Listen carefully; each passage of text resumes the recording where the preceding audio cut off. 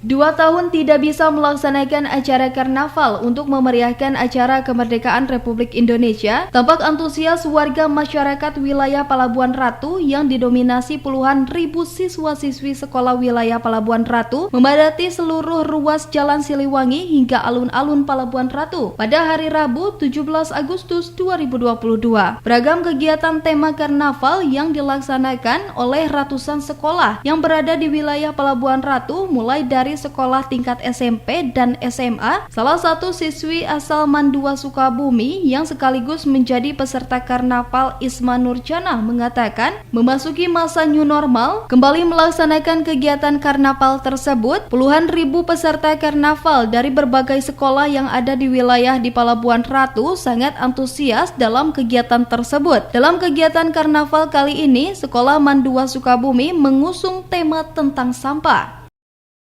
Jadi untuk hari ini, tepatnya tanggal 17 Agustus 2022, Hari Kemerdekaan Indonesia, kami dari MAN Sukabumi mengadakan acara karnaval yang diadakan oleh daerah Sukabumi. Nah, di acara karnaval itu banyak sekali sekolah-sekolah karena kita sudah 2 tahun tidak mengadakan karnaval. Sebelum 17-an kami mengikuti karnaval Muharram tanggal 10.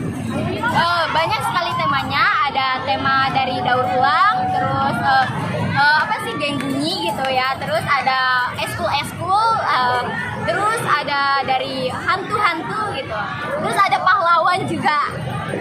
Karena di Indonesia itu banyak sampah yang tidak didaur ulang, jadi hanya dibuang begitu saja. Kami sebagai warga Mandua Sukabumi ingin mengajak masyarakat di MAN untuk saling mengumpulkan sampah agar bisa didaur ulang kembali dan bisa dipakai kembali. Salah seorang warga Palabuhan Ratu, Rudi Hartono, mengatakan kemeriahan karnaval memperingati Hari Kemerdekaan Republik Indonesia ke-77 yang diselenggarakan oleh pemerintah Kabupaten Sukabumi di tahun ini kembali meriah.